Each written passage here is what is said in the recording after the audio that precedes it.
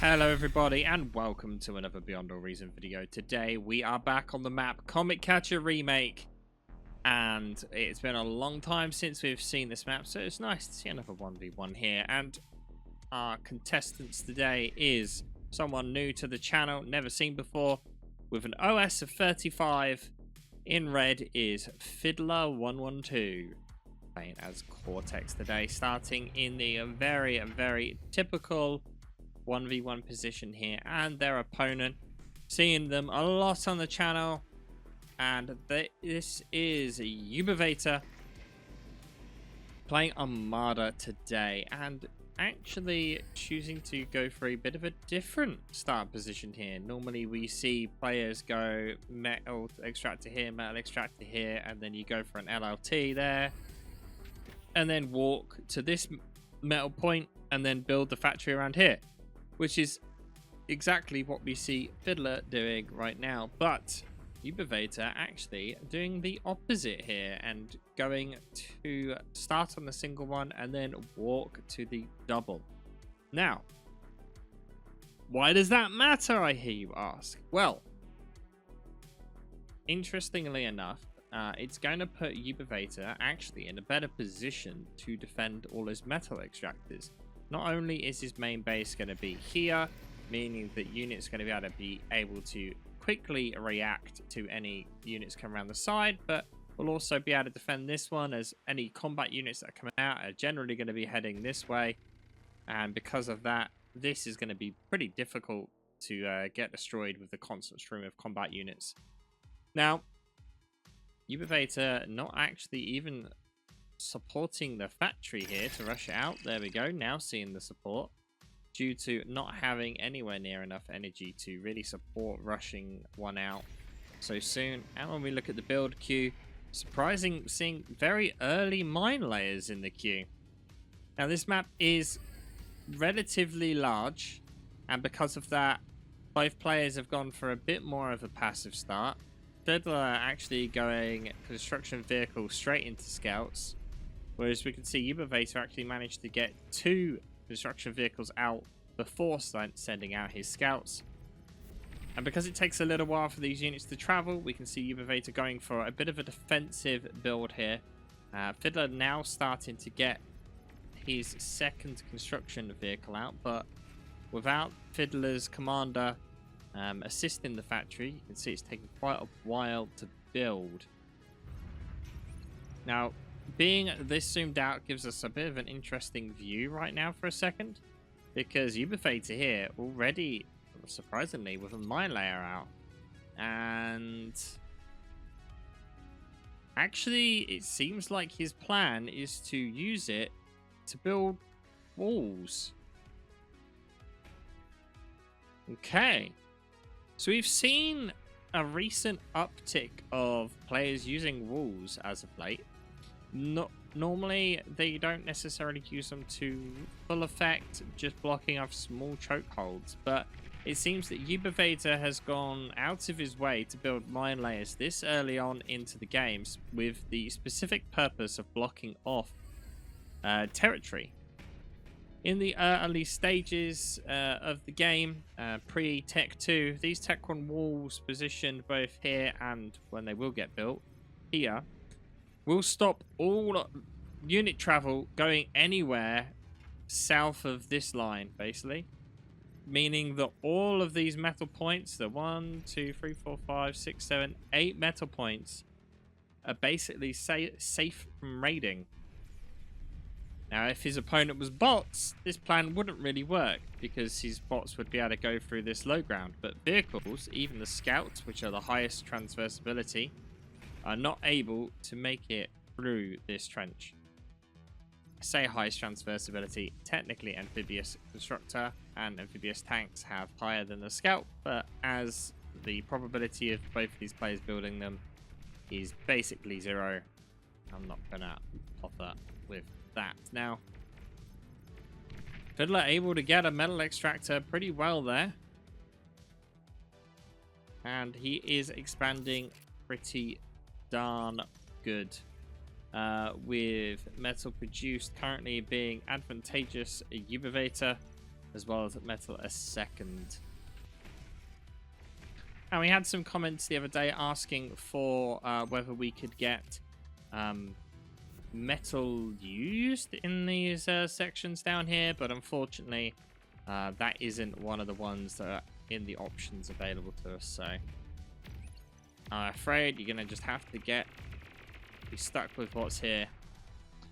And we'll just quickly go through what's there again for those of you that are new to the channel.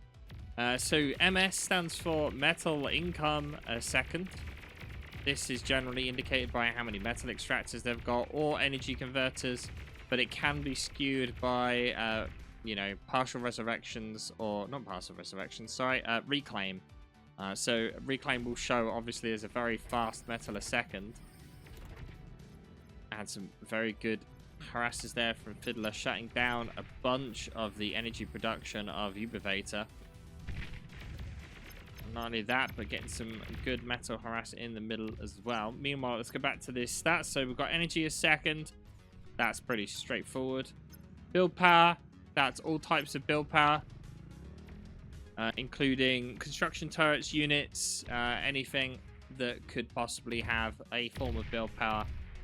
And this is going to 100% be skewed on Ubivator's side due to those 2 mine layers that he built. That technically counts those mine layers as well.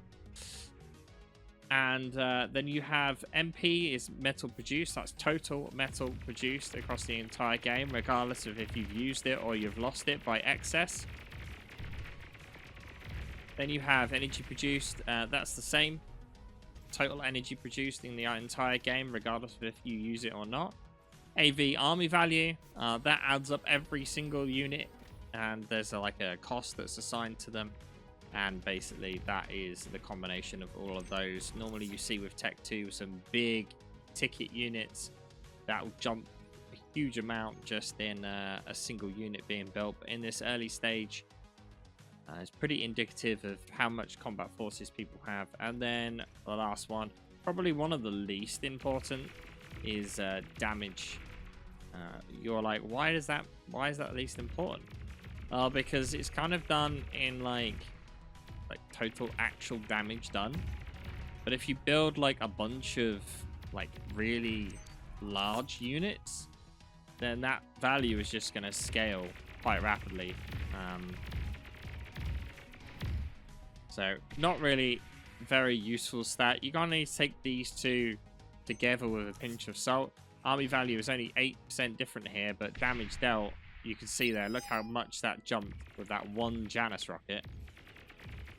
Losing 2 incisors.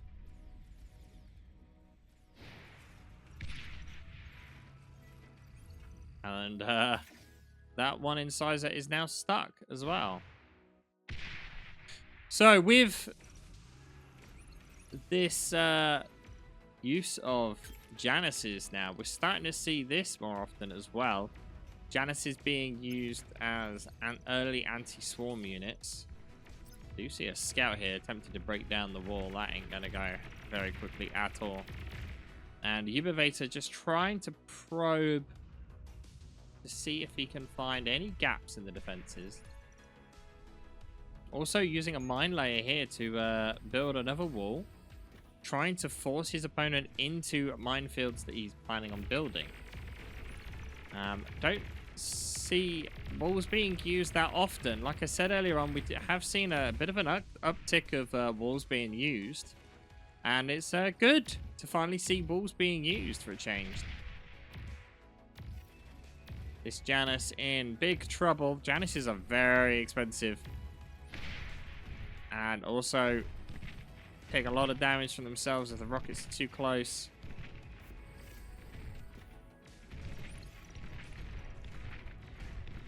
Oh, there's a blitz down here. A single blitz gets eaten, unfortunately, for Ubivator there. But a very early transition over to... I say early, it's 9 minutes in. Transition over to Brutes here. Now, this is going to put Ubivator in a bit of a difficult position. He's going to have to go into Januses and Stouts. He is starting that way, but he's kind of invested a lot of economy into his energy production, which is humongous right now when you look at the difference between the two players.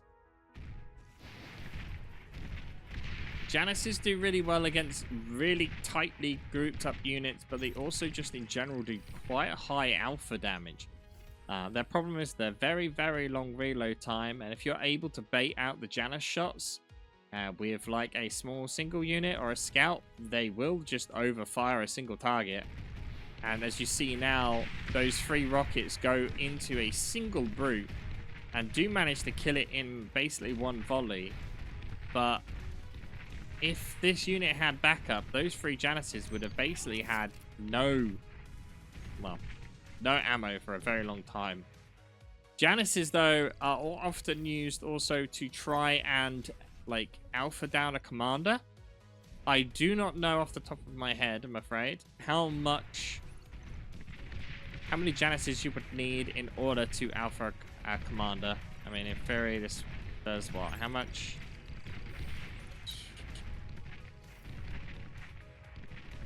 Ugh. 330? Maybe like 11 or 12 Januses, if my quick maths. Commander with 3,700. These do 330 each, but that's without any sort of, you know, presuming they all hit and all that stuff. Meanwhile, Ubivator is trying to find a hole here to push through. We can actually see that Fiddler also going for walls here as well, after seeing Ubivator basically give him the idea.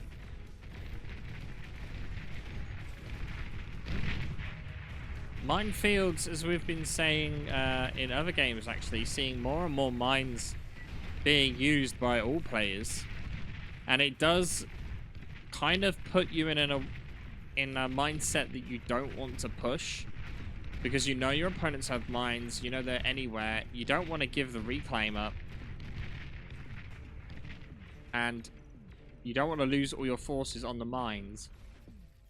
Which you often then see players going into Junos and stuff in order to try and, you know, kill the mines. The Ubivator letting through a single brute here. The units are going up to deal with it, but Ubivator's calm in a fairly strong position here to contest the middle. Surprising though, we see in looking over the base where we do see that Juno that we spoke of. Not only that, but a bot lab has been built as well. This gives a lot of forces to Fiddler. He has a lot of options here, depending on what he's going to build. Resbots is going to be the key thing, as it gives him the ability to get a lot of reclaim very quickly. And running into those mines again, you can see he runs into a single mine, and now he's like, nope, I'm getting out of there. I don't know where the rest of the mines are. He does get the mine layer. But with all of these tanks being down here, we can see on the mini-map that Ubivator actually sends his army now up north instead. I'm surprised he didn't make a play on the commander, to be honest with you, but the good Resbot ball behind this tank force of Fiddler, though, making some big encroachment into the territory of Ubivator, taking down unit after unit. We do see Ubivator with his own Resbots now, but he has not built up anywhere near the same sort of Resbot blob as his opponent. Although a lot of the tanks of Fiddler here are extremely low health. Question is, can they keep these res balls going and keep all of this stuff resurrecting? Starting to lose some of the res bots there, but he's right outside the base now with Ubivator. Question is, do you take the damage you've done and just fall back a bit, or do you want to keep applying that pressure? Very long way for any reinforcements to come. You're relying purely on those res bots. But with the Januses and the Beamer now, there's no way he can maintain this pressure. And we see Fiddler now deciding to slowly back off. Not only that, but he's kind of got a bit of a leak along that north side. He has got some units going over there, so that's good. But, oh, the entire Reservoir Bob gets destroyed by a mine. And what was keeping Fiddler going on this push has now been completely destroyed. And about to be even more losses as another mine gets blown up.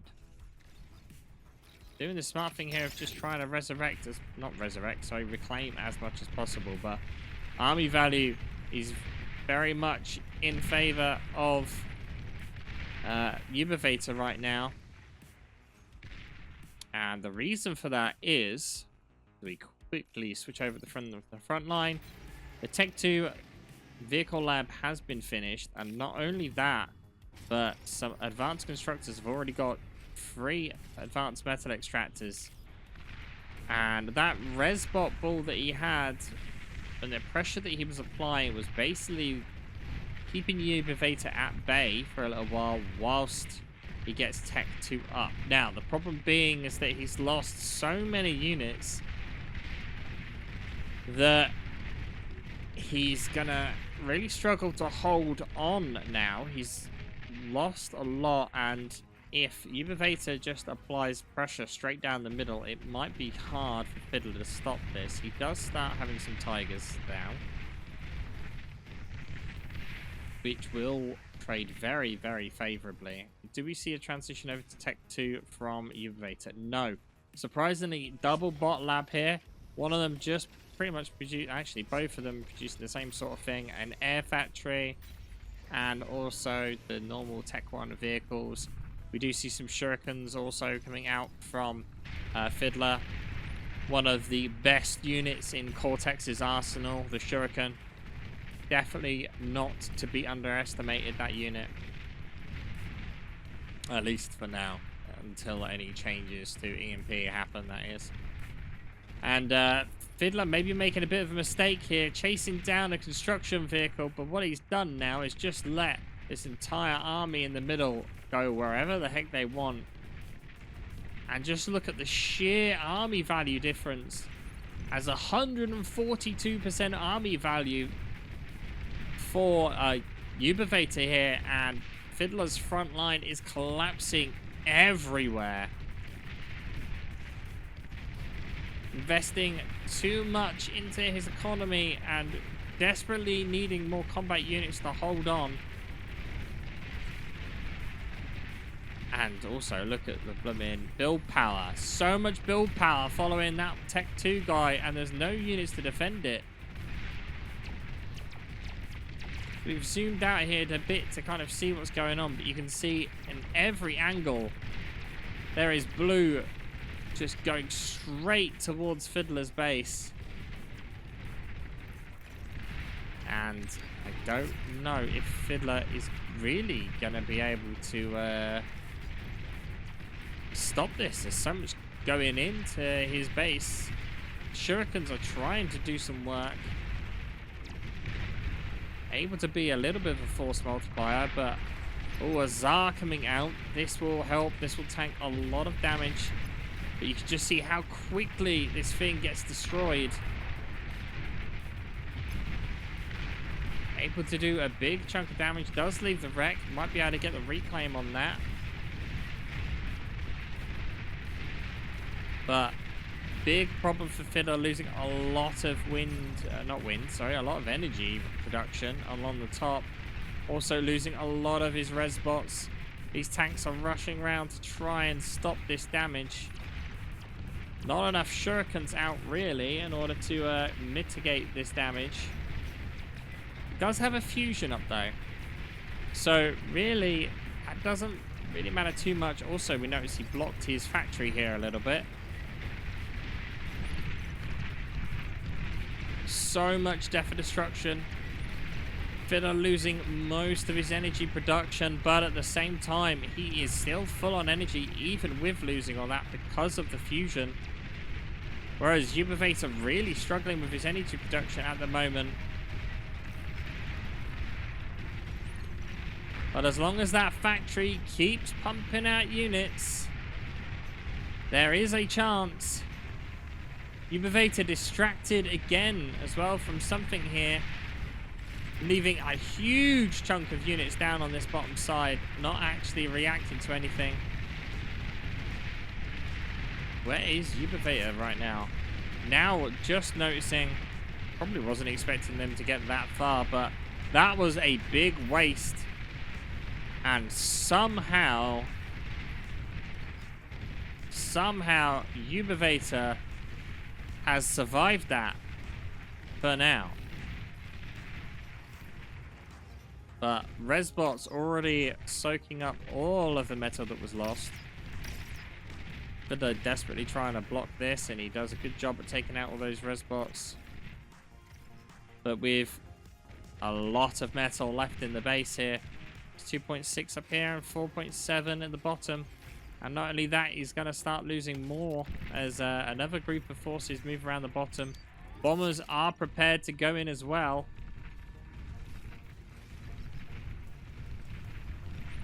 And this is not looking good for Fiddler.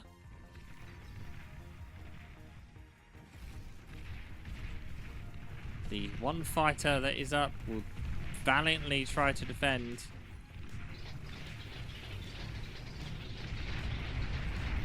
Getting a huge amount more solars. Thing is though, most of Fiddler's energy probably coming from that fusion.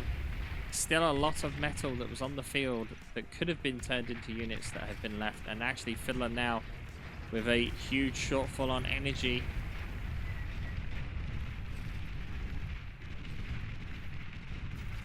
This Juno is also, you know, chunking down 160 energy.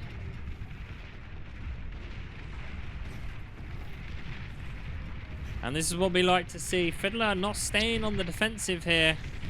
Deciding he needs to make a bit of a move himself. Decides to go right in and actually try and get some damage dealt. Moving the initiative over and making Ubivator here have to defend himself.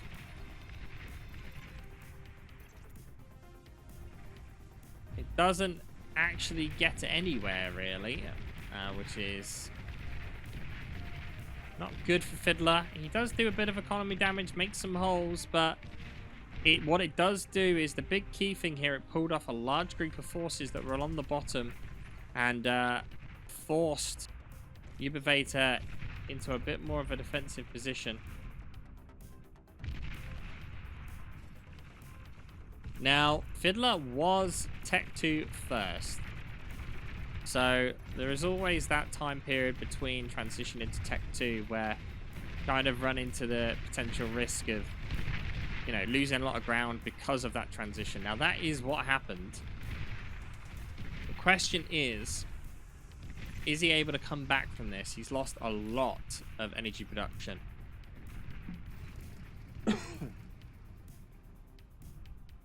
But as we look at army value now, we can see it's very close. Very, very close.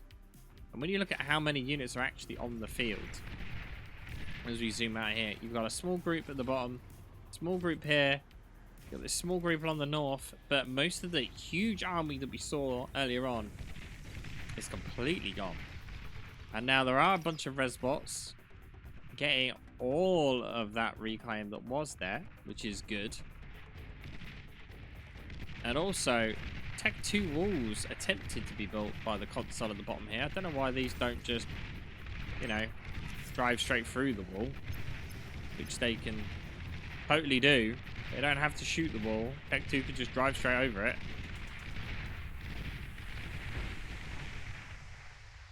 What are you doing, Fiddler? Just drive through the wall.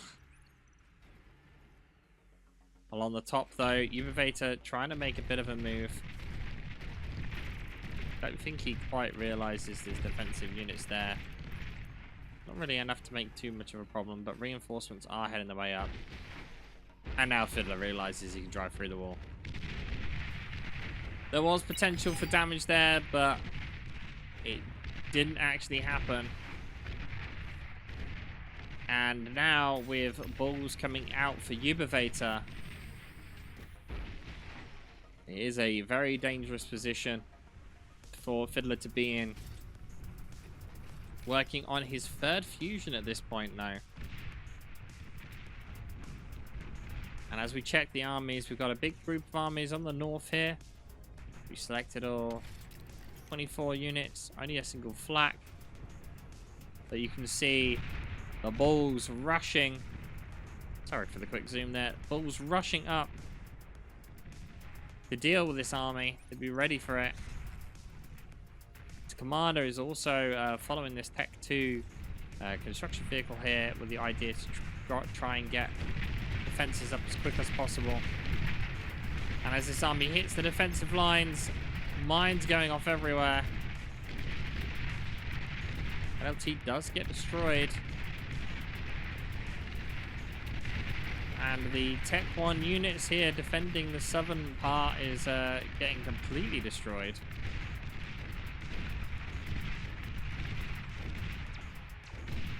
Juno, though, doing a good job at clearing out mines. Oh, but could Ubivator's commander be in danger here? He sent the army that was north of him very far north. And now Ubivator's commander is just here on his own. No defenses at all.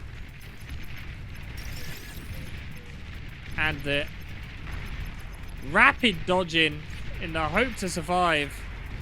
Trying to get the D-guns off. Huge amount of D-guns, but not enough. As Ubivator loses to Fiddler. And that was a surprise. Battle ended. Fiddler did a great job at hanging on. To be fair, he was kind of maybe starting to win in general. Like, he'd amassed quite a decent sized army. Ubivator kept splitting his forces up. And that push, even if that commander wasn't there, was going to probably make it to at least the back line and maybe do some base damage. So, well played, Fiddler. Ubivator doesn't lose often, so you definitely won a very good victory there. Thank you all for watching this one. Don't forget to hit that subscribe. We're so close to 3,000 subscribers now. And I'll see you guys next time.